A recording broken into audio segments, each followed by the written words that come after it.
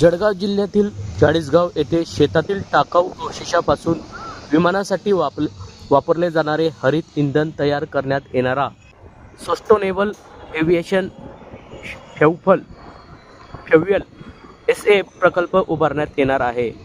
Switzerland येथील Davos येथे सुरू असलेल्या जागतिक आर्थिक परिषदेत यासाठी 15,000 कोटी रुपयाच्या गुंतवणुकीचा करार करण्यात आला आहे।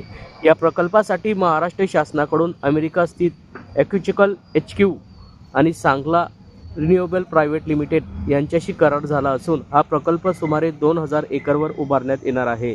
या गुंतवणुकीमुळे जळगाव जिल्ह्यात 3,000हून अधिक रोजगाराची संधी निर्माण होतील। रेल्वे महामार्ग, दळणवळणाची सुविधा, मुबलक पाणी, ऊस, मका, कापूस, बांबू आदीचे घेतले जाणाऱ्या उत्पन्नामुळे चाळीसगावची निवड या प्रकल्पासाठी करण्यात आली आहे।